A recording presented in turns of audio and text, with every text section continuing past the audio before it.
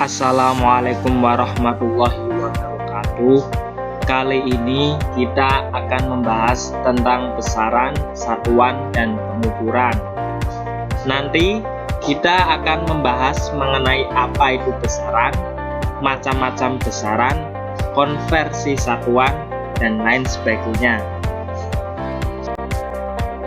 Sebelum kita membahas tentang besaran, satuan, dan pengukuran, kami akan memberikan ayat yang terkait dengan materi kita tersebut, yaitu yang pertama surat Al-Qamar ayat 49 yang berbunyi A'udzubillahi minasyaitonirrajim, Bismillahirrahmanirrahim, Inna kulla syai'in khalaqnahu biqadar, yang artinya sungguh kami menciptakan segala sesuatu menurut ukuran. Ayat yang kedua yaitu Quran surat Al-Furqan ayat 2. A'udzubillahi minasyaitonirrajim, Bismillahirrahmanirrahim. Alladzi lahu mulkus samawati wal ardi walam yattahid waladahu walam yakul lahu syarikun fil mulki wa khalaqa kulla syai'in faqaddarahu taqdira, yang artinya yang kepunyaannya lah kerajaan langit dan bumi, dan dia tidak mempunyai anak dan tidak ada sekutu baginya dalam kekuasaannya, dan dia telah menciptakan segala sesuatu, dan dia menetapkan ukurannya dengan serapi-rapinya. Nah, besaran itu adalah sesuatu yang dapat diukur ya. Selain dapat diukur, juga dapat dinyatakan dengan angka dan juga memiliki satuan.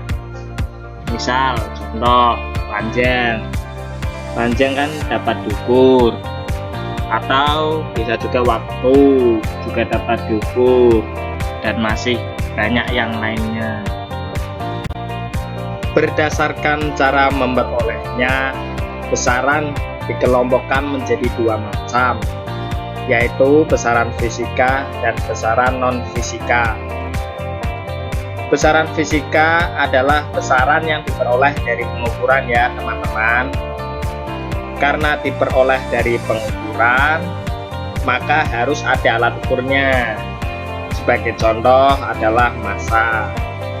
Massa merupakan besaran fisika karena massa dapat diukur dengan alat ukur yaitu neraca. Yang kedua, besaran non-fisika, yaitu besaran yang diperoleh dari perhitungan. Jadi tidak bisa diukur tapi bisa dihitung. Contoh dari besaran non-fisika adalah jumlah. Nah, besaran fisika sendiri ya teman-teman dibagi menjadi dua, yaitu besaran pokok dan besaran turunan. Besaran pokok yaitu besaran yang ditentukan lebih dulu berdasarkan kesepakatan para ahli fisika ya. Umumnya itu besaran pokok ada tujuh macam, yaitu panjang, massa, waktu, suhu, kuat arus, intensitas cahaya, dan jumlah zat. Jadi menurut saya teman-teman harus hafal 7 macam besaran pokok tersebut. Tetapi selain itu terdapat 2 besaran tambahan yang tidak memiliki dimensi, yakni sudut datar dan sudut ruang. Selanjutnya adalah besaran turunan. Kalau besaran turunan itu besaran yang diturunkan dari besaran pokok. Namanya juga turunan kan teman-teman, berarti itu turunan dari besaran pokok. Misalnya nih kita punya kecepatan. Kecepatan itu berasal dari besaran panjang dan waktu dengan satuan ya, dengan satuan meter per detik. Meter itu panjang, detik itu waktu. Yang kedua misalnya luas. Rumusnya luas itu apa sih? Sisi kali sisi. Dan sebenarnya sisi itu kan panjang ya teman-teman. Berarti panjang kali panjang dengan satuannya itu meter kuadrat atau meter pangkat 2. Selain dibedakan dengan cara memperolehnya, besaran juga dibedakan berdasarkan ada atau tidaknya arah, yaitu besaran skalar dan besaran vektor. Kalau besaran skalar hanya mempunyai besar atau angka saja, tanpa mempunyai arah, misalnya waktu. Zakia sholat selama 1 jam ini, sholatnya lama banget. Pasti suratnya surat Al-Baqarah nih. Selanjutnya yang kedua adalah besaran vektor, yaitu besaran yang memiliki besar dan arah. Misalnya kecepatan. Mas Zidni mengendarai motor dengan kecepatan 120 km per jam. Nah, tapi mengendarai ke arah mana? Ke arah timur, selatan, barat, atau ke utara. Nah, itu harus ada arahnya kalau kecepatan. Berikutnya adalah satuan. Satuan yaitu suatu pembanding dalam pengukuran atau membandingkan besaran dengan yang lain yang dipakai oleh patokan. Contohnya, panjang satuannya meter, waktu satuannya second atau detik, massa satuannya kilogram. Satuan ini dibedakan menjadi 2 jenis, yaitu satuan tidak baku dan satuan baku. Satuan tidak baku itu tidak sama di setiap tempat, misalnya jengkal dan hasta.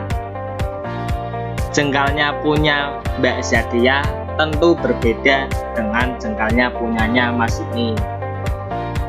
Sementara itu, standar satuan baku telah ditetapkan sama di setiap tempat, atau biasa kita sebut dengan sistem internasional atau SI.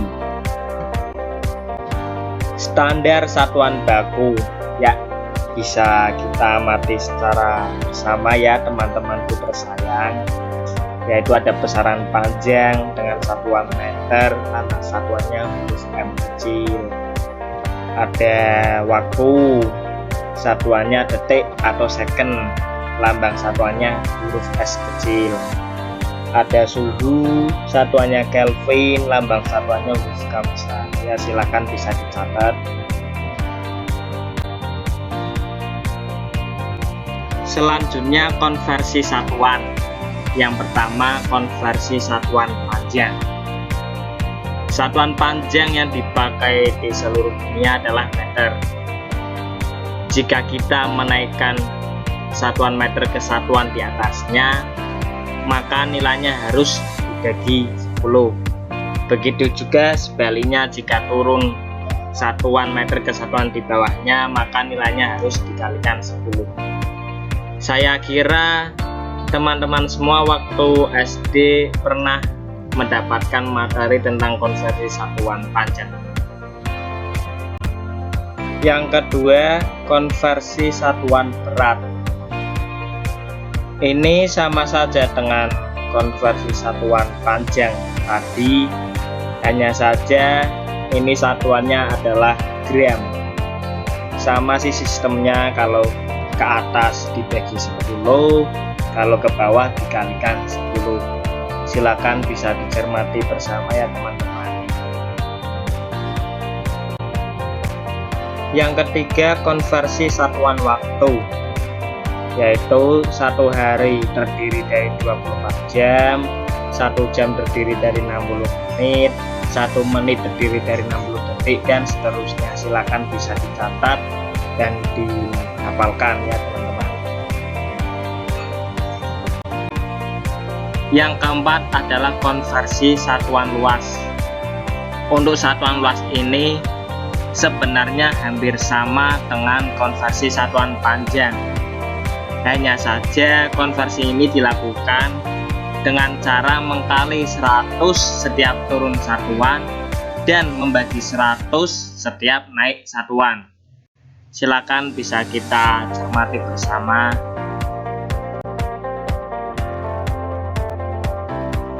Yang kelima adalah konversi satuan volume. Satuan volume menunjukkan nilai dari isi suatu bangunan 3 dimensi. Pada dasarnya, volume adalah perkalian 3 buah besaran panjang. Akibatnya pada konversi satuan volume ini nilainya dikali atau dibagi dengan faktor 1000. Bisa kita lihat contoh proses konversi volume ya teman-teman di kotak. Karena satuan dari volume ada bermacam-macam, kami juga menambahkan konversi untuk volume dengan basis satuan yang lainnya yaitu liter. Bisa dilihat di kotakan sebelah kanan.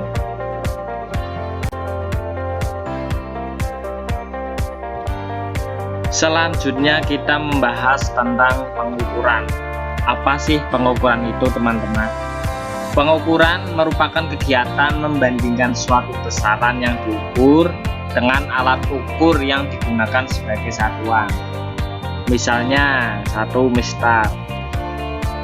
Mistar atau yang lebih dikenal dengan nama penggaris merupakan alat ukur panjang yang paling sering digunakan, terlebih untuk anak-anak yang belajar di sekolah. Alat ukur ini memiliki tingkat ketelitian sebesar 0,5 mm. Alat ukur selanjutnya adalah meteran. Meteran ini biasanya memiliki bentuk seperti pita yang digulung membentuk sebuah roll atau gulungan. Alat pengukur panjang ini biasanya digunakan untuk mengukur benda dengan dimensi yang lebih besar jika dibandingkan dengan mistar atau penggaris. Desainnya yang simpel dan kecil sehingga kita tidak perlu cukup ruang yang besar untuk membawanya, misal untuk mengukur sebuah rumah ataupun yang lainnya. Selanjutnya ada neraca digital. Alat ukur ini digunakan untuk mengukur massa benda. Dapat dengan mudah digunakan untuk mengukur massa benda dengan tingkat keakuratan mencapai 0,001 gram.